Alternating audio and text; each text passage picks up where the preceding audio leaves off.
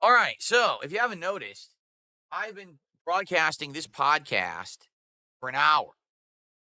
And during that time, I have not once mentioned contributions outside of shout outs here, but I haven't said, hey, let's get some subs or let's get some memberships or let's get some super chats or let's get some tips. Um, so I guess now I should do that because you know what they say, ask and you shall receive. Okay. So we're at 14 goals out of 20, 14 out of 20. All right. We are getting there. Okay. Here's the deal.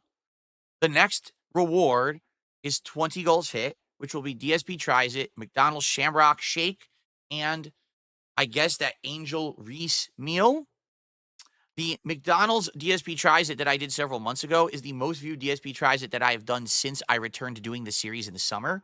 So people apparently really like me trying McDonald's, mostly because it's something that everyone can get, right? There's a McDonald's in almost everyone's neighborhood. So if I taste test something and I hate it or like it, you can then go taste it for yourself. Or if you want to say, oh, Phil said it was good, let me go, right? Let me go get it. So there you go. Um, please consider contributing to my content to support it if you like it. And also, let's hit these goals so that we can do a DSP Tries It when we hit 20. All right.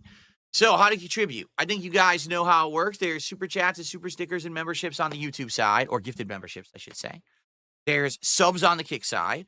Okay. Oh, excuse me. There's tips. Tips are third party through PayPal, and those are completely and utterly available to everybody, right? Doesn't matter where you are. And I appreciate all of those. And if you contribute in some way, I'll give you a shout out, unless it's some kind of a trollish message or something harmful. Then it's my prerogative to skip that. But for the most part, I shout out every message. All right. And thank you all who support my streams. I appreciate you. We're currently at, was it $14 out of our goal of $150 for the stream? It would be great if by the end of the podcast we could get some more momentum rolling. So how about we get some contributions in the ways we haven't yet, right? We haven't had a new member yet. Maybe let's get some memberships or gifted memberships here. We haven't had any subs on the Kick side, so maybe let's get some subs on the Kick side. All right, and let's get that momentum rolling. And let's chill for a little bit before we end the show. And then we'll continue on positively with Onimusha, which I'm excited for. When we played Onimusha Warlords the other day, I had a blast with it, and I can't wait to play it more. I really like the combination of hack and slash with Resident Evil-like mechanics. King Michael, how are you? How's it going, man?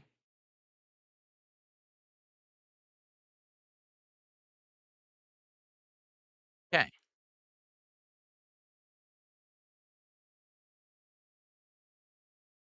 All right, as they say, ask and you shall receive. We've got Zimmer P. Zimmer P. Flans, who gifted us up over on Kick. Thank you to Zimmer. Let's get that on the leaderboard.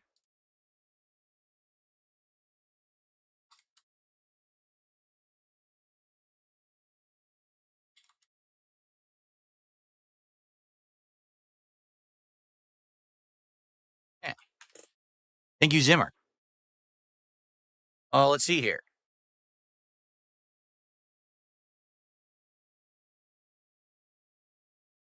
We got a troll here. We're going to ignore. All right. And then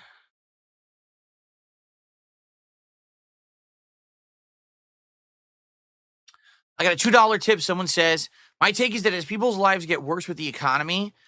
Oh, wait. My take is people's lives have gotten worse with the economy. And so the more people search for drama to distract them from their own crap, the drama industry is growing. Do you think that drama will become more prevalent? Asking to get your perspective. I think drama is prevalent, right? If you go on YouTube right now and you start searching for what the most popular trends is, it's 98% drama, right? And let's be honest here. And it's fluff content, it's stuff that doesn't matter. It's frivolous crap, but people thrive on it. It's like I said, it's kind of like what was happening in the 2000s with reality TV is now happening on the internet with internet-based content, right? Like in the 2000s, excuse me, there was a huge explosion. What do you mean? She says Zimmer wants to be unbanned from my chat. How could he have gifted a sub if he's banned?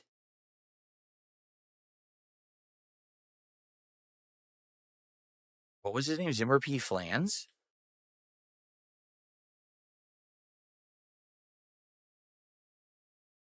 There. I unbanned him. I don't know what he was banned for. Okay.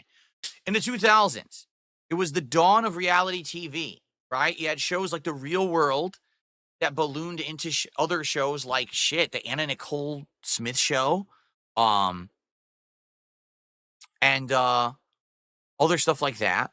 Then it turned into like pranks and stunts like Jackass or Punked, right? And then that turned eventually into shows like Keeping Up with the Kardashians and shit like that. So that whole era, right, happened. Survivor and stuff like that.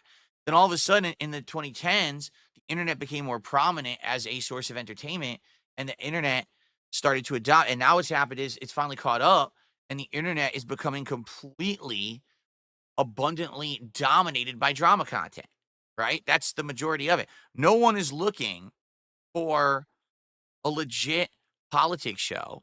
Everyone just wants to see a politics show that either leans all the way left or all the way right.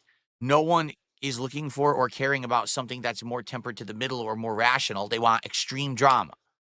No one is looking for a regular talk show. You want a show where a bunch of people attack each other, belt each other, right? Insult each other, do bad things to each other, like bury each other alive in the dirt, right?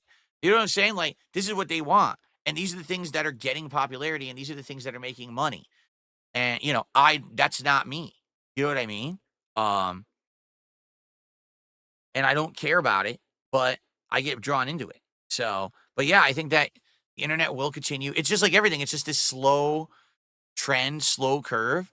The internet's finally catching up. You got to remember something, that when YouTube began, all right, many, many, many years ago, YouTube was meant to be a place where people who have talent or people who have knowledge want to share that with the world, but they don't have a budget. They have no production values, right? So because of that, YouTube, your opportunity to broadcast yourself as if you had your own television station to the world for free. That was what YouTube was originally meant to be. Now, YouTube is a way to bank. How do I make bank? What content can I make that will go viral, that will get clicks, that will get donations, that people will click on a sponsorship? What merch can I sell? These are like the primary thoughts that people have now when they start working on YouTube content. This is, you know what I mean? It's completely different than how it used to be. Oh, I have passion, I have knowledge or talent. I want to share that with the world. I want to show people how to play instruments, or how I'm going to sing. I'm going to do comedy. I'm going to play video games and share that experience. I'm going to film some stuff, do like short movies and series and stuff like that. That's all been lost. That's not what anyone does anymore. It's just what's the most marketable, profitable thing I can pump out. It's like a factory of workers working on an assembly line to push out the product that will make money. And that's sad. Because that's never what it was intended to be. But that's where it seems like everything goes with entertainment in the industry, right? Like everything goes towards that.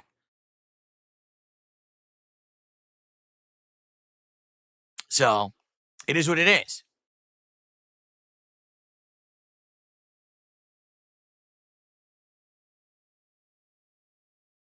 Okay. Retro Danny, how are you today, man?